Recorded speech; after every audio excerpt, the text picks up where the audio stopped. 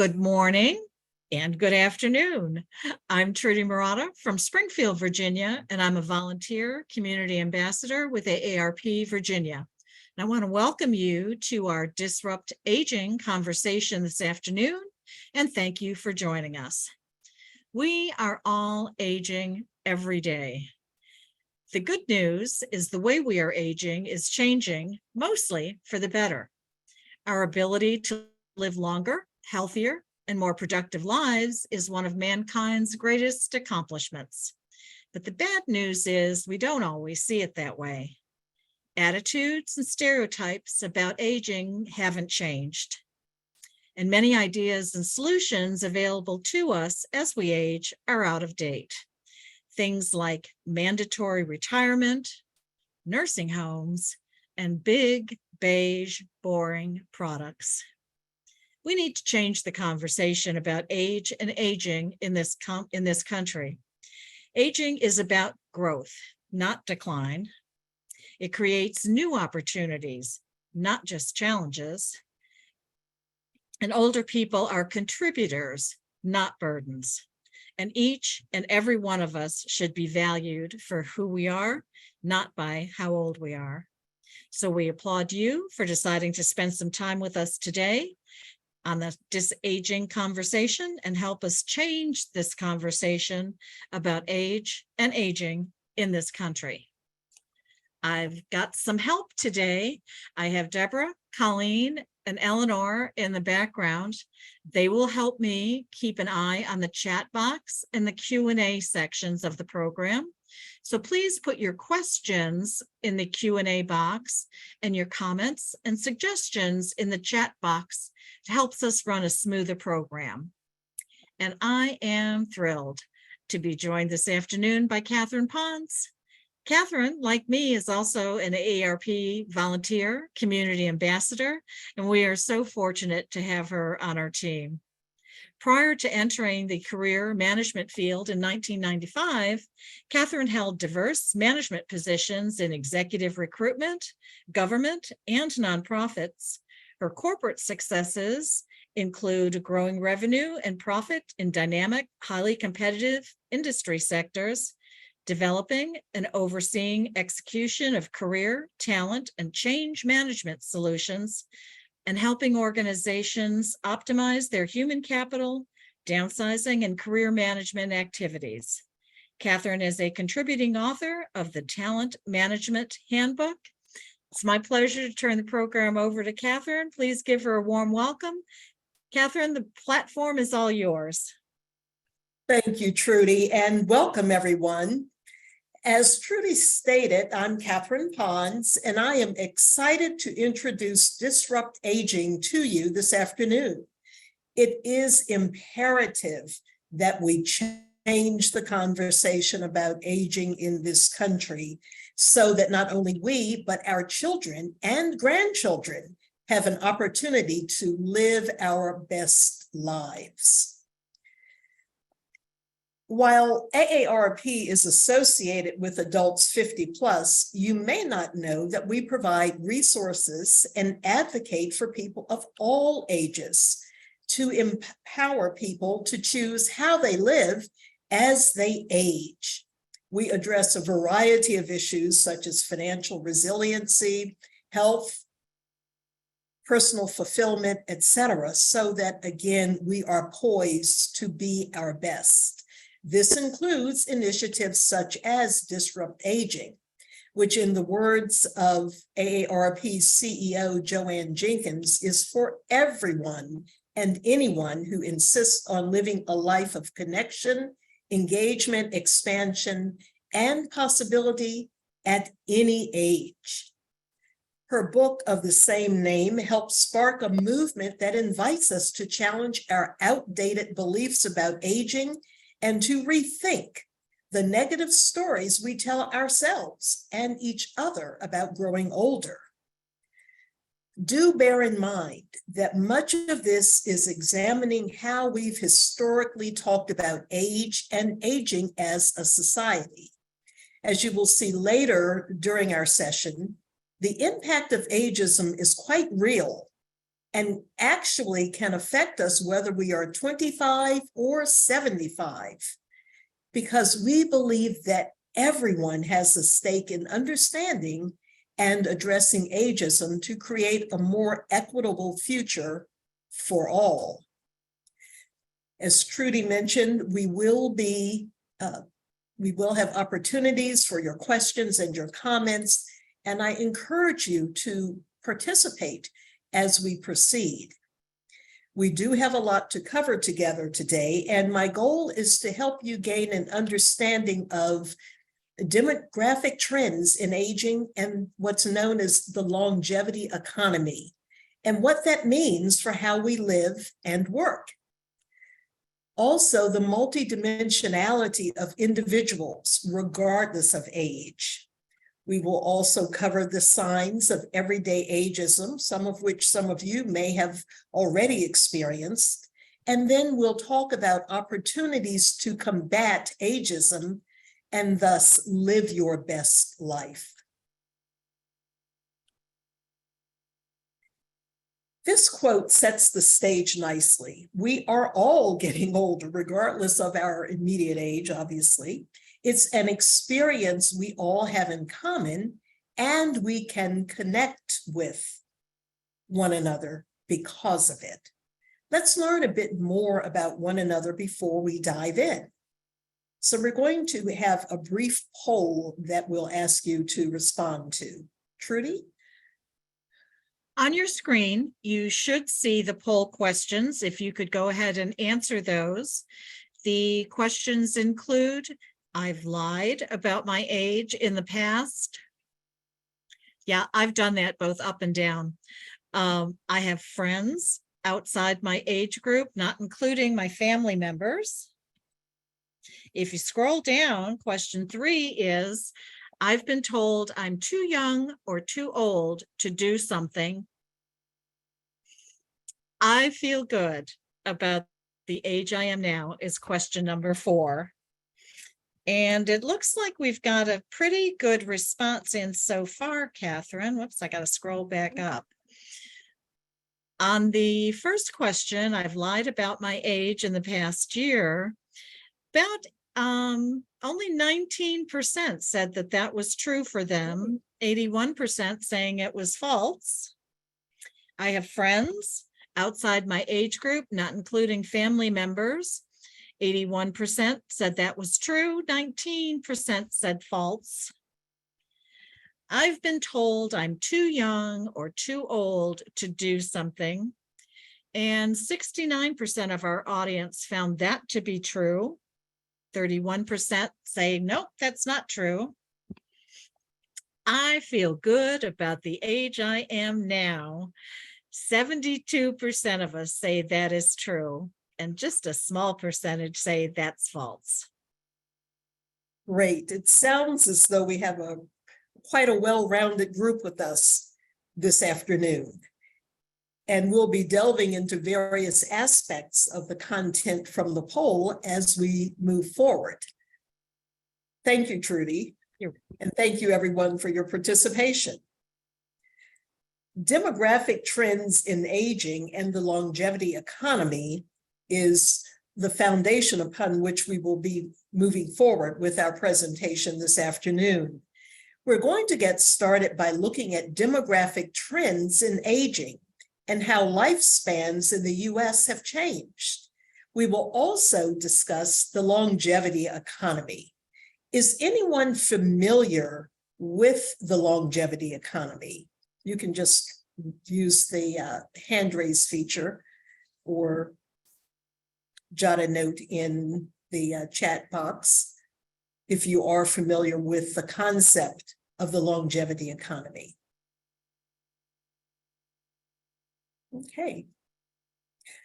When we talk about the longevity economy, we are referring to the fact that as people live longer and, most importantly, healthier lives, they are contributing to their communities and fueling economic growth well past the traditional retirement age, and are in fact redefining the very concept of retiring. The contribution of contributions, of people 50 plus benefit society and Americans of all ages. In fact, growing numbers of older adults work, pay taxes, support the job market, give time and money to charitable causes, and provide caregiving support to family and friends. So let's take a look at just how much longer people are living. By way of illustration, this graph shows the aging trend and how lifespans are becoming longer over time on a national level. We're looking at the years from 1900 to projected 2060. The bars show the number of people aged 65 and older in millions. So in 1900, we had about 3 million people aged 65 and older, about 4% of the population who were living. You can see the dramatic increase since then and where we are headed. The number of people aged 65 and older will nearly double from now to 2060, representing approximately 23% of the overall population, or from another perspective, 1 of every 4 Americans. In addition, never before in human history have people lived as long as they do now. In 1900, average life expectancy was 47. In 1960, it grew to 70. In 2020, the average life expectancy was 80. And by 2060, the life expectancy is projected to be 86. Quite a range that we can see here. In fact, some social scientists project that a 10-year-old child in the US today may have an almost 50% chance of making it to 100 plus. I mean, think about it, where you have approximately 50% of the children who are now 10 years old living to 100 or higher. In the meantime, you may be wondering about the impact of the pandemic. 2020 census estimates that include the impact of COVID-19 show a life expectancy decline, in fact, of about a year. And more recent estimates show a decline of closer to 3 years on average. What we know, or we do know, that lifespans can be volatile at times due to major events like pandemics and major conflicts. However, we still expect the overall upwards trend to hold, even with the current decline due to COVID-19. Any questions or comments about that? Or about the demographic trends in general? Catherine, nothing showing up in Q&A or chat at this point. Okay, thank you. But as you can see, quite a significant increase in terms of lifespans. Now let's examine what this growth looks like across the United States on a broad scale. Here we are looking at this map in 2010. The darker the blue shading, the higher the percent of people aged 65 and older in those areas. It's interesting looking at Florida here and just the number of people who are older, or in 2010. The bigger the red dot, the higher the number of people aged 65 and older in those communities. Now, notice the year on the left side of the screen. This is in 2010, the recent past. Now, watch what happens when the map changes to 2025. 2010, 2025. In 2025, that blue becomes far more saturated, giving us quite the visual representation of how longevity is increasing nationwide. As a reminder, the darker the blue shading, the higher the percent of people aged 65 and older in those areas. The bigger the red dot, the higher the number of people aged 65 and older in those communities. Now that we've looked at and reflected on the broad aging trend, I'd like to address some other factors that have a profound impact on life expectancy.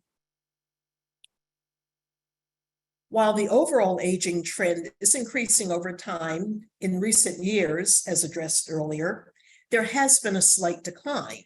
Today, the average life expectancy is 76, down from 77 in 2010 and 78 in 2019. Does anyone have any thoughts or ideas on what has caused the number to fall in addition to COVID-19? Any ideas about why the average life expectancy in the US has dropped in the last couple of years? I have a couple of responses. One is that perhaps women are having fewer children, obesity, freedom. Okay, and all of those can certainly be factors leading to a lower life expectancy. And in fact, the CDC does track this data. And according to the CDC, such factors as we discussed earlier, COVID-19, drug overdoses, coronavirus variants, death by suicide, liver disease, death by liver disease, and heart disease all contributed to the decline. Now, when we say that the average US lifespan is now 76.1 years, it's just that, an average. Factors such as race, gender, geographic location, among others, have an impact on life expectancy. So how might some of those demographic factors impact longevity? Let's first look at gender and geography. I'll give you two examples. If you are a woman in a state with the highest life expectancy, you may in fact live to about 84. But if you are a man in the state with lowest life expectancy, you may only live to 67.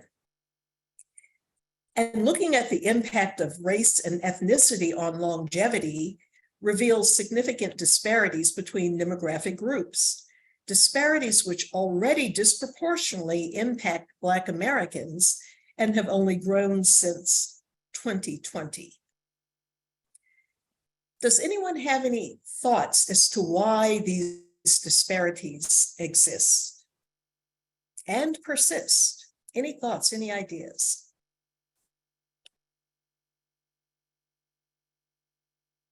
Okay, and this can be a complex subject because, again, our point of view and our perspective can be from a variety of directions, but it has everything to do with socioeconomic factors such as income and education, but also disparities play a role in differences with life expectancy.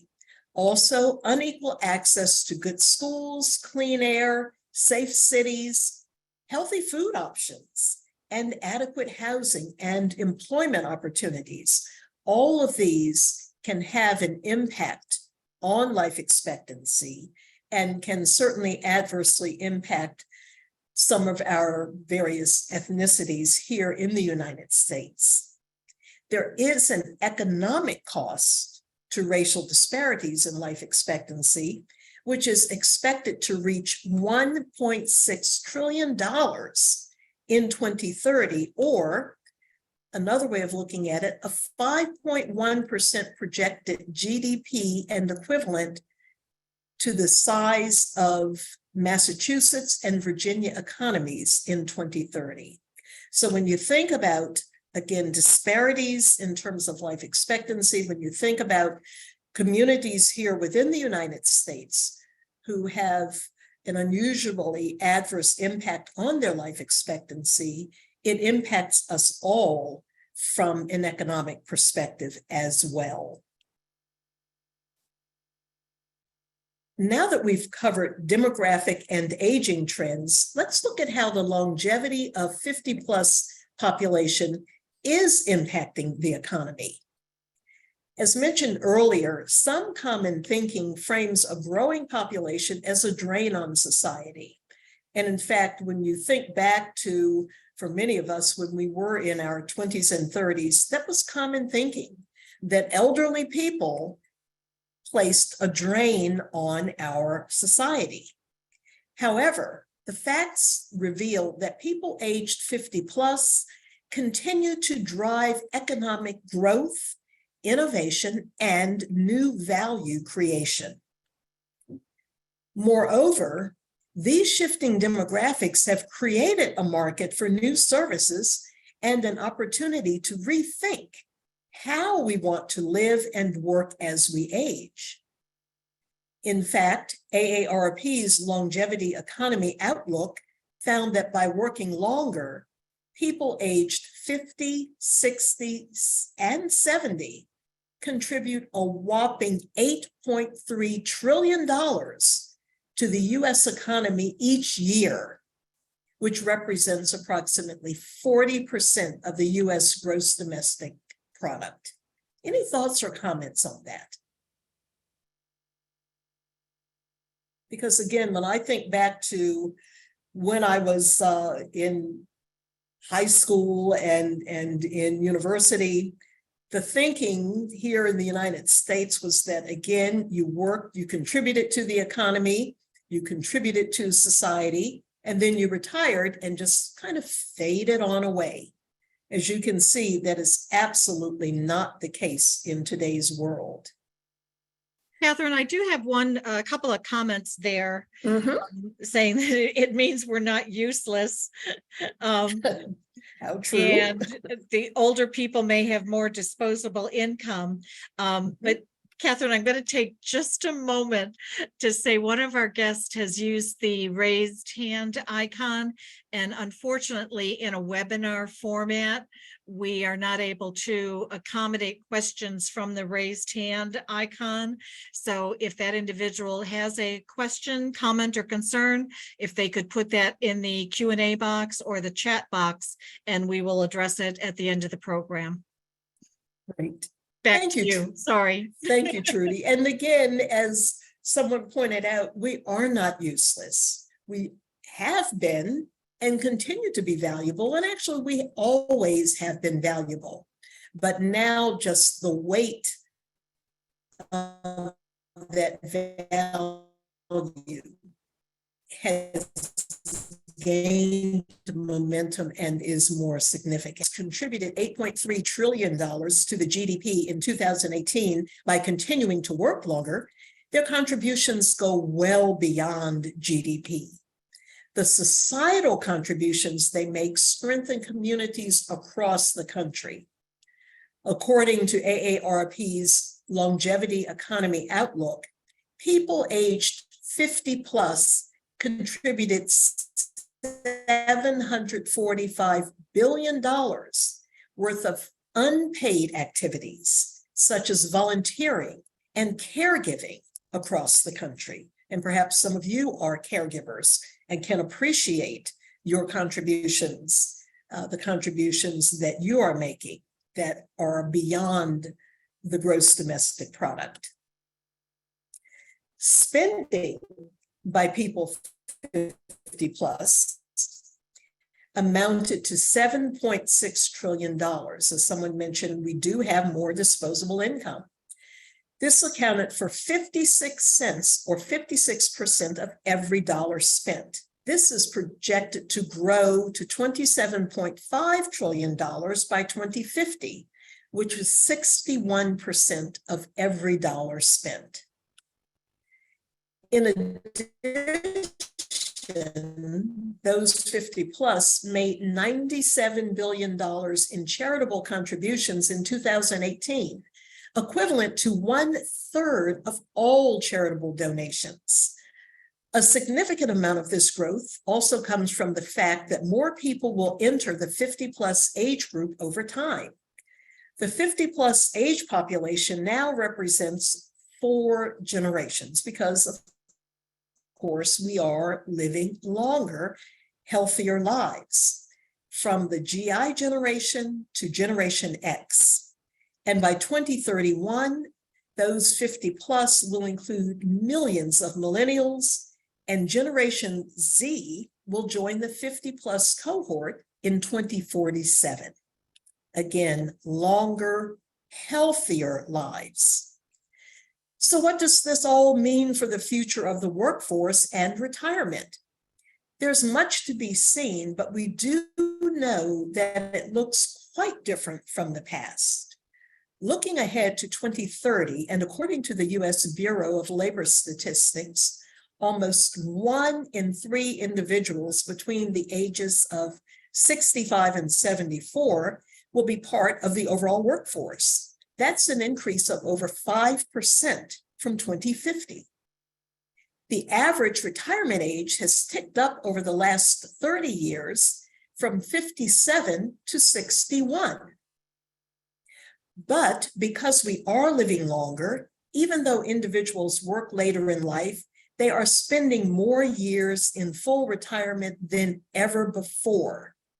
In fact, in the 1950s, the average male worker could expect a 9-year retirement. Today, that has more than doubled to 18 plus years, opening up a whole new world of possibilities for how we spend this phase of our retirement, this phase of life. Now that we've talked about the lengthening of lifespans over time and the contributions that older adults make to society and the economy, I'd like to hear what this means to you when you think about your own life. So when you think about having a longer lifespan and think about the contributions that older adults make to society, reflecting upon yourselves, what does this mean to you? What does it mean about your own life or the lives of your loved ones? Any comments? We have one comment saying, I need to find a purpose in retirement. I need to save more money. I want to give back. And those are the comments I have at this point. Excellent, excellent. Well, when Trudy introduced me, she mentioned that my current area of expertise is career management. And my organization works with people who are at various points in their careers. And what I find interesting is that as I have worked with people who are approaching retirement age, there seems to be a fixation, naturally, on having the financial wherewithal to retire. But what I find interesting, because yes, we do need to be responsible and think about how we are going to manage our finances during retirement. But what I find interesting is that oftentimes individuals kind of put off the whole concept of what they're going to do in retirement, as in, oh, I'll figure that out later. Even in situations where they are literally in the process of retirement, that planning that can make such a difference before we reach retirement age, hopefully will expand beyond the financial. Financial is important. I'm not minimizing that by any means, but it's coupling the financial planning prior to retirement with planning about how we will use the increased years that we have. No longer can we think about having 5, 8, 10 years before passing on where we just sit with our feet up on the porch rail.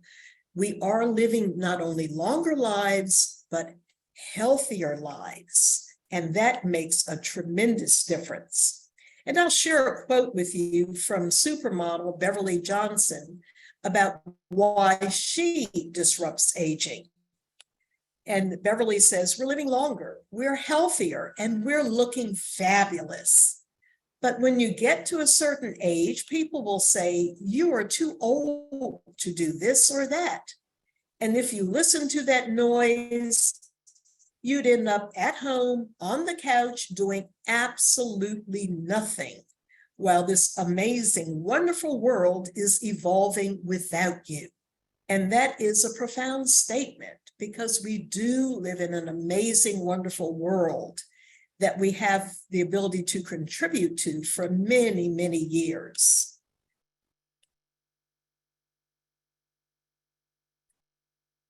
So despite the lengthening of lifespans, a tendency persists to group people by their age, and in so doing, make broad assumptions about them based on the single common factor of years lived.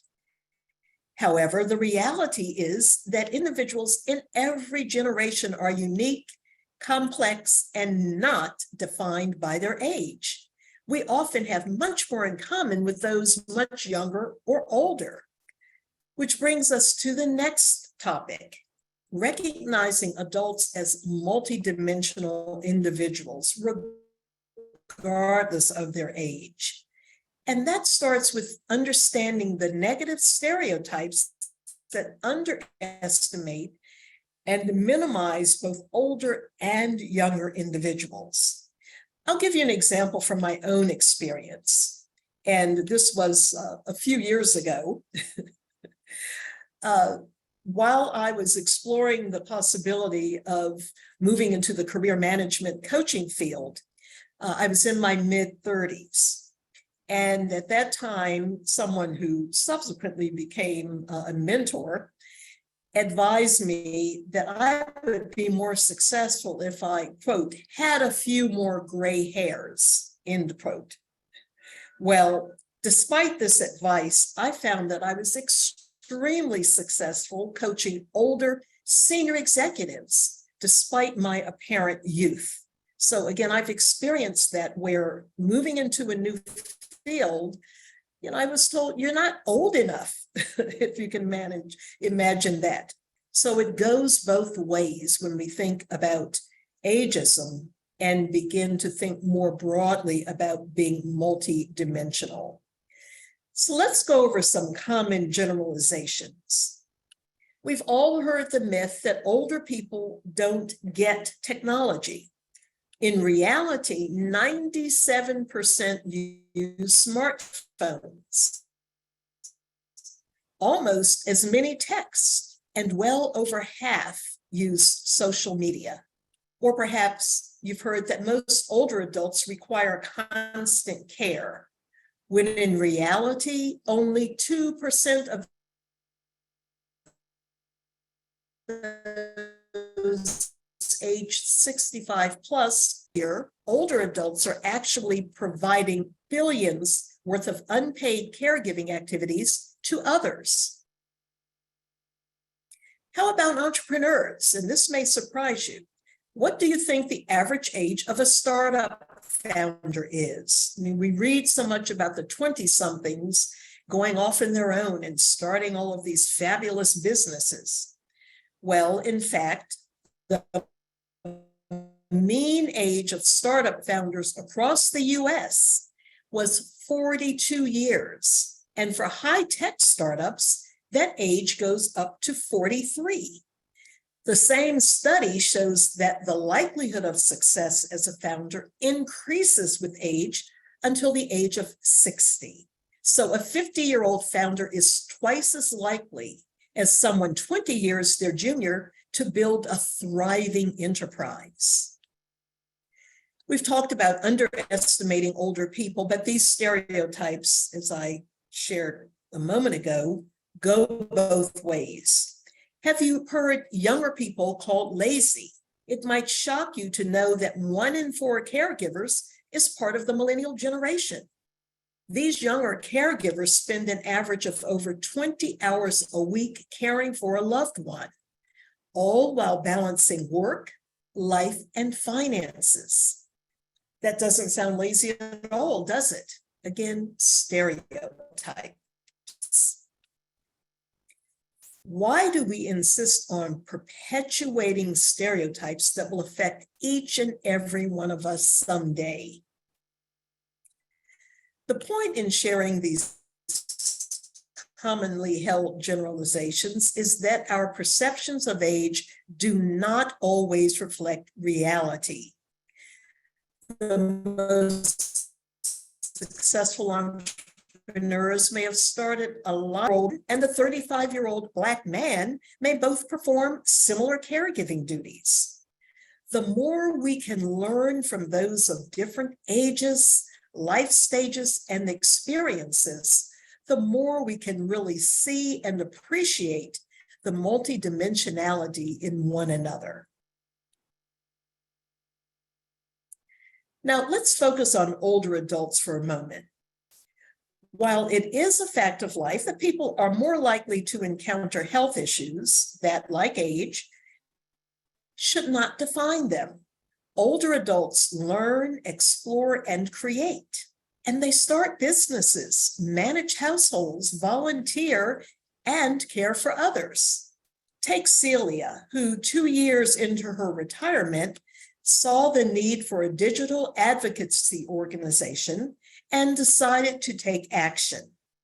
At age 72, she hit the ground running by learning everything she could about building apps and using social media before founding a small but mighty nonprofit.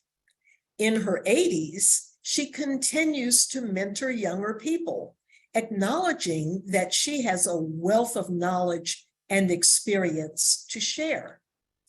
Or Nick, 69, a doting grandfather who cares for his granddaughters during the day, as well as a veteran who volunteers with his local VFW and is a budding chef who honed his skills by watching YouTube videos during the pandemic.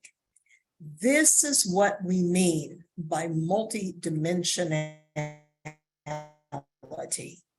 Any comments or questions about this concept of multidimensionality? And if you take a step back, I'm sure many of us know many people, ourselves included, who really are multidimensional. Any thoughts on that? Yeah, a couple of comments. The first one that I see is, wow, we are mighty. Rudy, any questions? Yes. Can you hear me, Catherine? Catherine, I'm looking at your face and I'm thinking you can't hear me.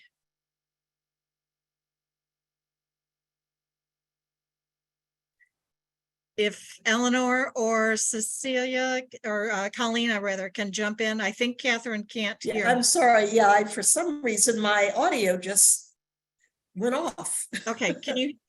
I can hear you now. I feel like a cell phone commercial. Can you hear me Right. now? Oh, sorry about that. Okay, we got it. We got it back. Yeah, we are having just a minor technical difficulty on your end. It has not interrupted the presentation, but we'll talk about that later. We've got a question. What is being done to publicize multidimensionality and working to erase stereotypes? And also some comments about, younger people need to hear and listen to these statistics as well. But what are your thoughts to that end, Catherine? What's being done to publicize multidimensionality and working to erase the stereotypes? Thank you, Trudy. And this is what AARP is striving to do with this approach toward disrupt aging, because we are striving to educate everyone, not just those who are 50 plus, but everyone about these concepts. And we're hoping that all of those who are participating today and in other sessions such as this across the country will become acolytes of these concepts and share them with your friends and families and relatives, so that, again, these concepts will spread not just to those who are 50 plus, but again to our children, our grandchildren. And as I think about our grandchildren, they really are the ones that we want to grow up in a world where these concepts are not going to be foreign to them. So that is what we are doing. And AARP is in many ways, taking the lead on this and waving the flag in such a manner that encourages us to embrace these ideas and to share them far and wide. Trudy, any other comments or questions? And I'm having trouble unmuting quickly. I'm looking real quick.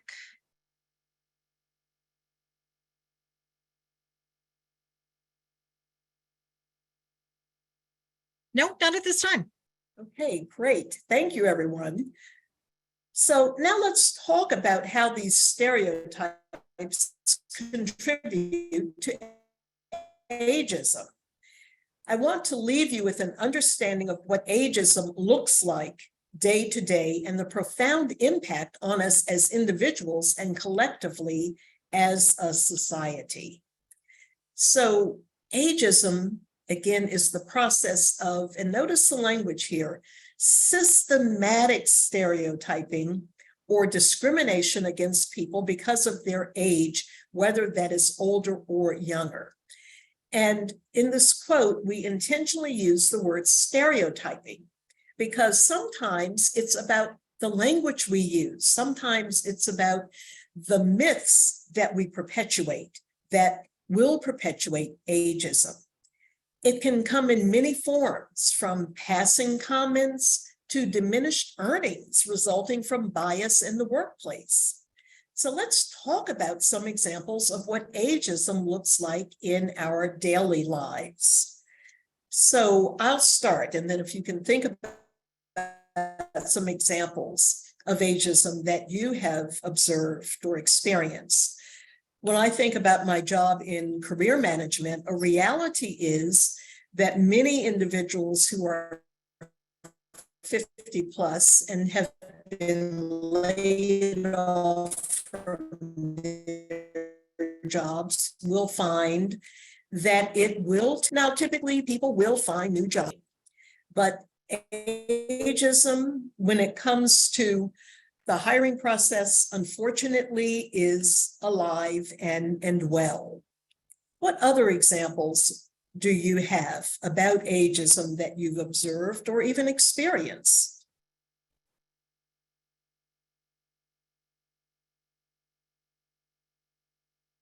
I'm slow on the draw today, Catherine. Someone saying, "You look great for your age."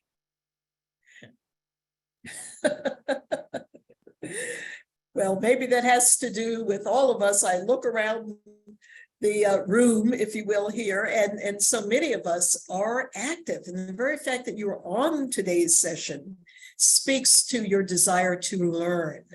And as we know, learning is one of the ways in which we are able to combat ageism. So let's talk about some not so obvious ways we experience ageism. Words matter. Looking at the left side of the screen, how might you reframe these statements? So if someone says, "You look great for your age," that doesn't necessarily, oftentimes we may be flattered, but is there another way of saying that? Yes, just you look great. Absolutely, absolutely. It's fantastic that he's still working. How might that be restated?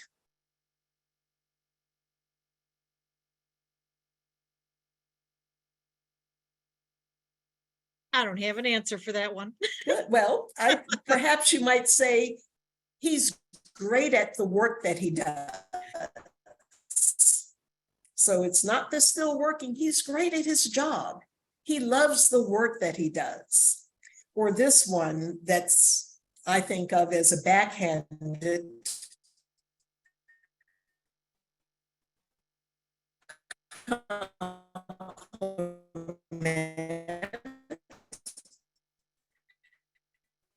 Can I help you, young lady? Can I help you? Rather than saying gray hair.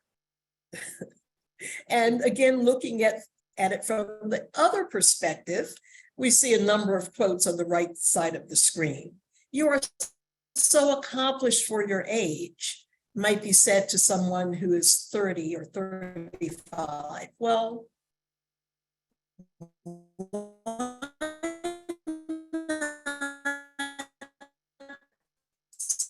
simply you are Catherine, we're having a minor problem with your, accomplished. Catherine, Or we're maybe having a, fine if the person is 11. Why not simply she's wise? Catherine, we're having just a minor problem with My audio. your technical connection altogether. So I'm just going to stop you for a second and jump in with saying you're so accomplished for your age. Can be, you're very smart. She's wise beyond her years. You're wise. You're smart. You're so mature for your generation. We've got it made, baby, kinds of things. Okay. Right. I think we're back. I'm watching the feed on your browser. So I think you're back and I think you're okay. I will go back to my silent mode. Okay, great. Thank you. And just by way of a quick explanation, the city is doing utility work outside of my home today. And I didn't think it would affect my Wi-Fi connection, but apparently it is. So my apologies.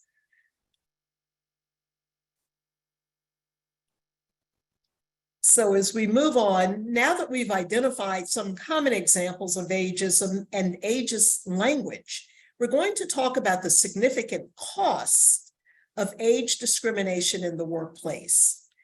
There is a warranted focus on diversity, equity, and inclusion in the business world. And with that, data reveal that deliver better results, not to mention earnings. With 5 generations at work, today's workforce is more age diverse than ever. But how often do we associate age as one of the measures of diversity and inclusion?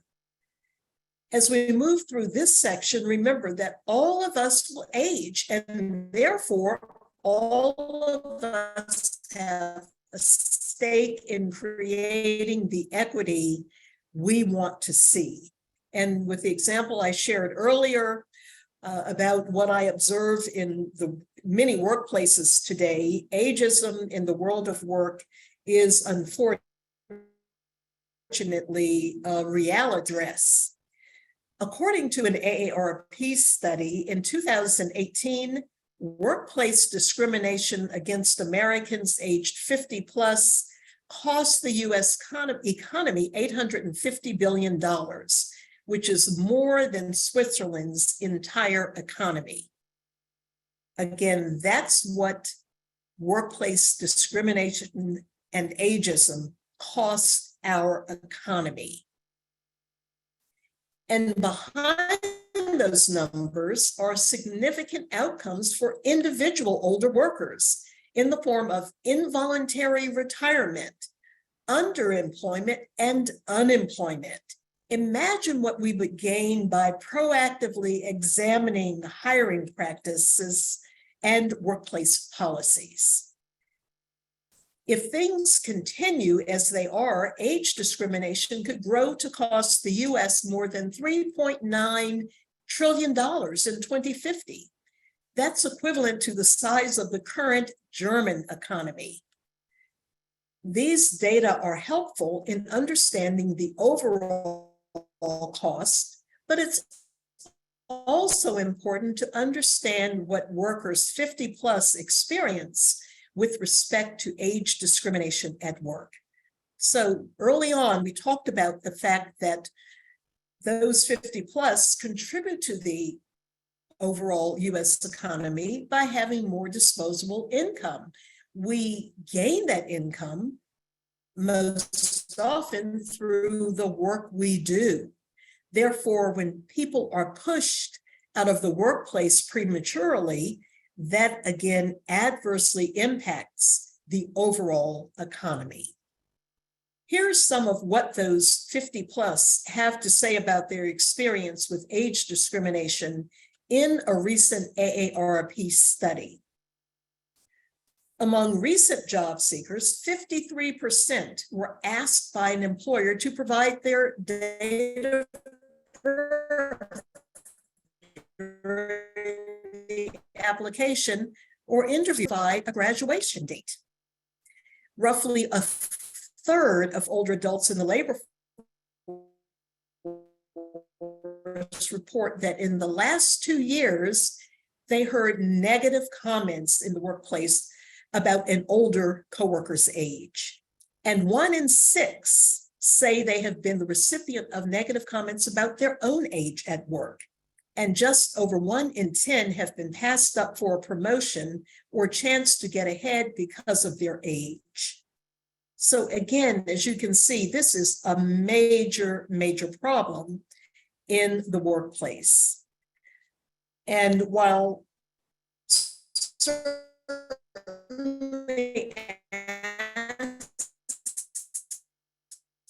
asking someone in an interview their age doesn't mean that throughout the hiring process or applications, including questions of that nature, are not requirements, so that again, discrimination does indeed take place. Any questions or comments? Has anyone experienced any of this type of ageism in the workplace recently? We have one individual that says, I've been told that you are too young for this type of work when most working in the same job were much older. I was told I should find another job, and also discriminated against because of my religion. That probably all falls into the category of ageism. Absolutely. And while we focus oftentimes on those 50 plus, absolutely, one can be discriminated against because they are considered, quote, too young for a particular job.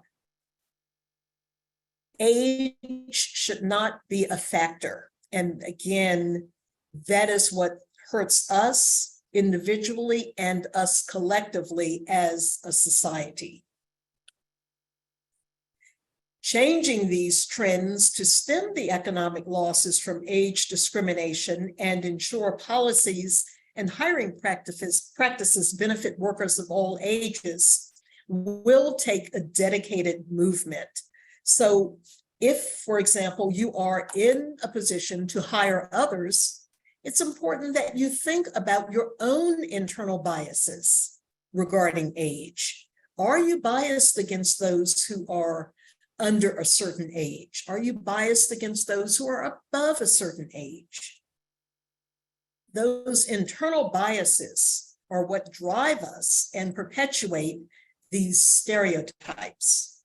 So I hope you are inspired to talk about the opportunities to take action.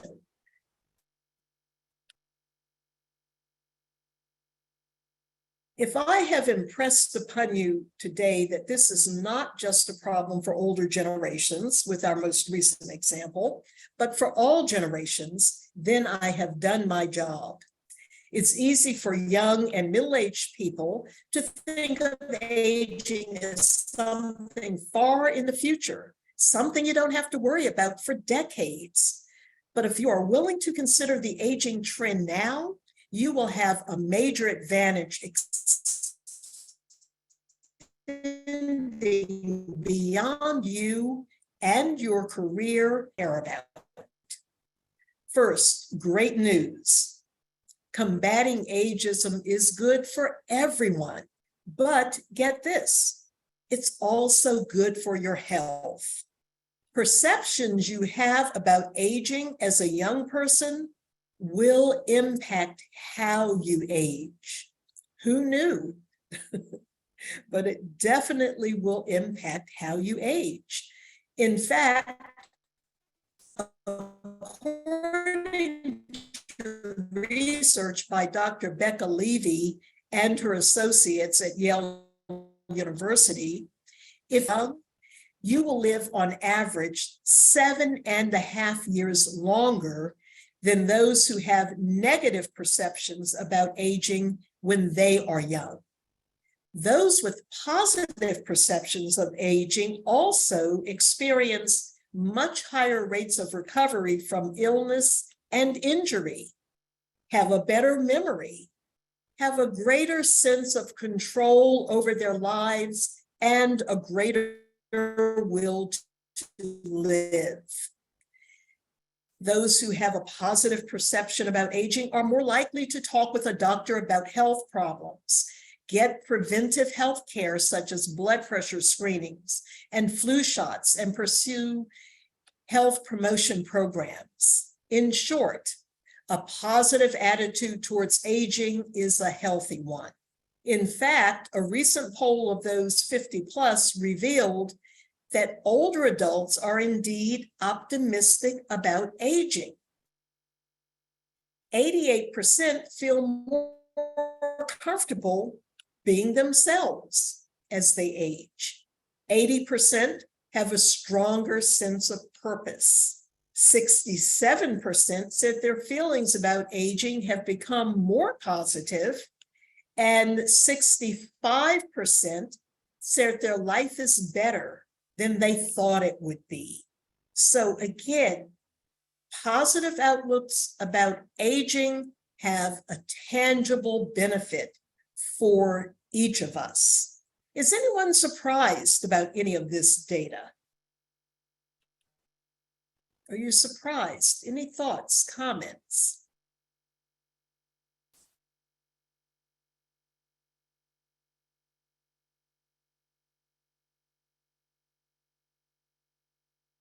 I guess I'm not personally surprised. I guess I would, the phrase I would use, Catherine, is I'm intrigued by the statistics that you've shared here. And we've got some comments that say, you know, positivity leads to happiness and longevity. I've been telling everyone almost all my life we need to take a mandatory course in human development, and that's very true. Absolutely, absolutely. Absolutely. And in fact, more and more research is being conducted every day that proves the point that the more positive we are, the better our health tends to be. And my expectation is that we will prove this again and again. So now that you've learned about the benefits of a positive outlook on aging, let's take a look at some of the takeaways from today in terms of actions. So you can share what you've learned about positive trends in aging with others. And again, we're going to share the slides with you today, as well as the recording. You can also seek out meaningful intergenerational connections and understanding, because again, it's not just for those of us who are 50 plus that where we want to educate and inform, but we want to educate, inform everyone. You also have the ability to identify and call out ageist stereotypes and language. And let's catch ourselves. I know I've used ageist language without realizing it, because that's just who we are as a society. But now I am more inclined to catch myself and say, is that fair? That I think that individual is a bit young for taking on those responsibilities, or that someone may be in the workplace a little too long. Let's be more self-aware. We have that opportunity to be more self-aware. And then we can find opportunities to change the conversation in our respective circles of influence. So I'm going to open this up now for discussions. What are ways in which we can, again, begin to champion the concept of disrupting aging in our communities?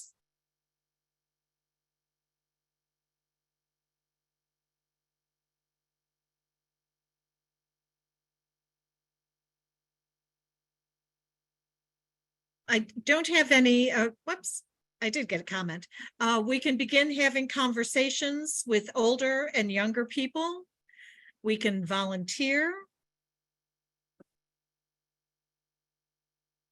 Making friends with people who are not the same as us. They may be older, they may be younger, it may be a diverse neighborhood.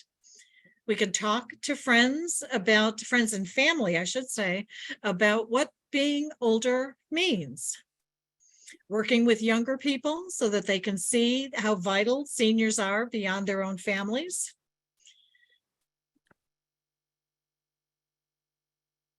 Excellent. All of those are ways in which we can influence ourselves and those in our communities. And, for example, I have a family member who will say, gosh, I'm so old. And what I've begun doing is when I hear that, I say, not old, older. Because again, when you hear old, when people say, I'm old, that almost sounds, to me anyway, rather defeatist. We are older. That is indeed a fact. But from my perspective, there's a difference between being older and being old. There's such a finality to that language. And that's another way in which we can, when we hear language such as this, not from strangers, but certainly from our friends, our family members, where they're sounding like they're ready for the rocking chair and, the Afghan quilt pulled up to their chins. Let's say, let's pause a minute. Let's pause a minute and think about how we are dynamic, because oftentimes the people I hear use that language really do not appear to be old or elderly. So it's a mindset that we are striving to change and or influence. Anyone else? Yeah, we've got some additional comments by showing others what this new ageism looks like. So many have the examples of previous elders, and that picture may need to be changed. Mm-hmm.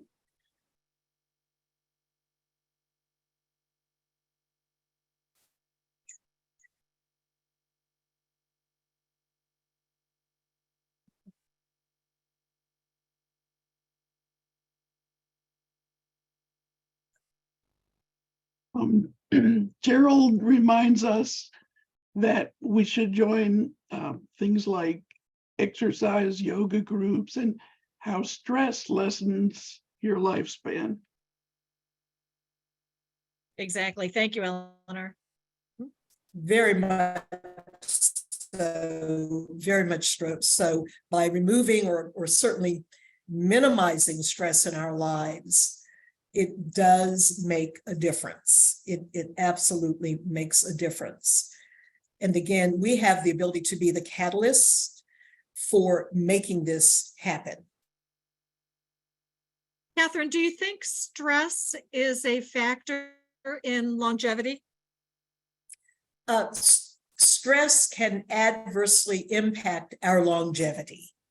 It has been demonstrated that, yes, in fact, it can adversely impact our health and thus our longevity.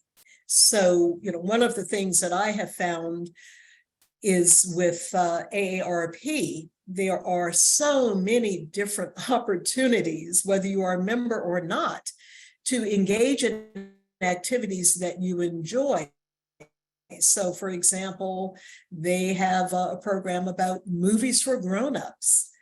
There are exercise programs you have the ability to participate in, and that's just AARP.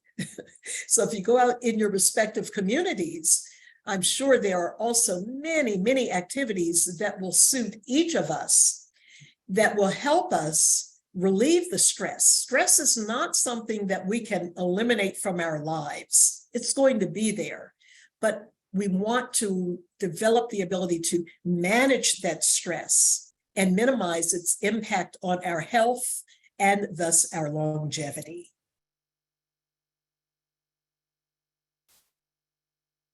Trudy, any other comments?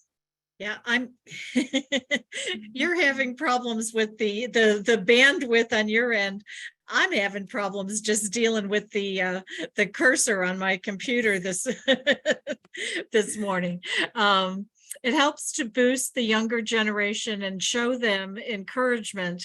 I do this with my grandchildren and other young people who need more wisdom. Agreeing with you, another one of our guests had said that they are amazed and impressed with all the activities that AARP offers. And we're doing more and more things in person now again, but there are still a number of activities that you can participate in virtually as well.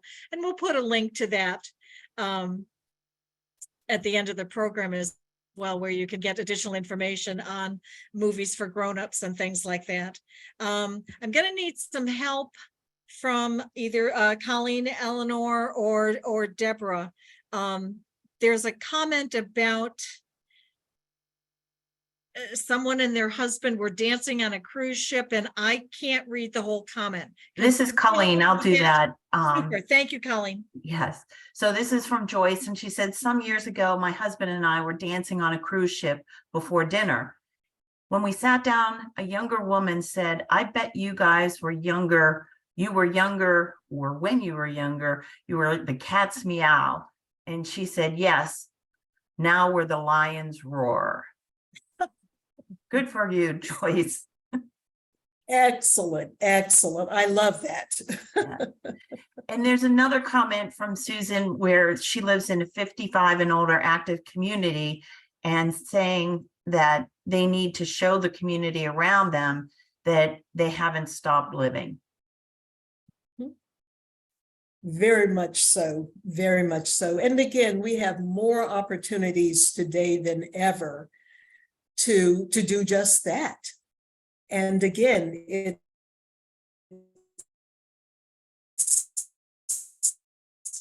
taking that first step, such a difference. So I want to return to one of the first prompts we covered with our poll. And, if you agree, think about this. You don't have to put anything in the chat or a Q&A.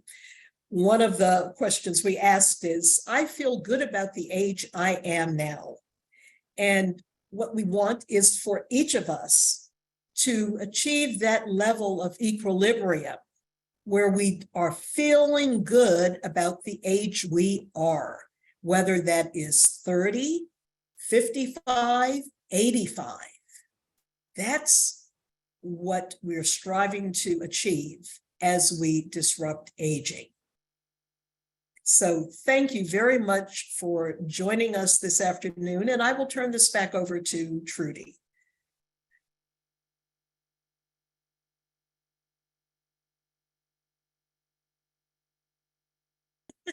I think my mouse and my screen are suffering from ageism because it's not as fast as it used to be. I think we've addressed most of the questions and comments. I'm getting comments now about their enjoying the presentation. If I could ask, I say, because I am having problems scrolling, if Eleanor, Deborah, or Colleen, if you see anything in chat that I missed, please feel free to unmute and help me out with that because I think we're good. my about- mouse is how not about- rolling today. How about Karen saying we need to retire the word elderly, especially for someone 65? Absolutely, absolutely. That word is rapidly becoming an anachronism. Absolutely. And from Joanne also, just a reminder to do what you love as long as you can and enjoy it. Thank you. That is very well said. Very well said. And yeah, I'm scrolling through to see if there's anything else that that I've missed, and I don't see anything. And I'll give my team one more chance. Did I miss anything? Or shall we go ahead? Because we are getting close to the end here. I'll just mention one more thing that Amber put in the chat, and that's that we also present things at community colleges to again bring in other generations and other people on this whole topic of ageism. Excellent. Very good. Catherine, are you familiar with that program? No, I am not. I'm sorry. I know that is something that has been explored in some areas, but I am not personally knowledgeable about it. Okay. So with that, I'm going to say on behalf of AARP Virginia, I'd like to thank you all for joining us this afternoon and express our gratitude to Catherine Pons for sharing her valuable time, energy, and experience with us this afternoon. And a big thank you to the team, Deborah, Eleanor, and Colleen, for helping me when my mouse failed to scroll. We would love to get your feedback on today's program. So in the chat box, you will see a link to a survey. If you would, take a moment to click on the link and take a few moments to share your feedback with us. As I mentioned earlier, we are sending a follow-up email with all of these resources and more, including an edited version of the chat box that has been mentioned during the course of the day. And we did record today's program, and a recording of that will be in that follow-up email. Please be sure to check out our calendar of events at aarp.org/local. So until next time, we wish you all the best. And this concludes our program. Thanks for joining us today. We've enjoyed presenting this to you.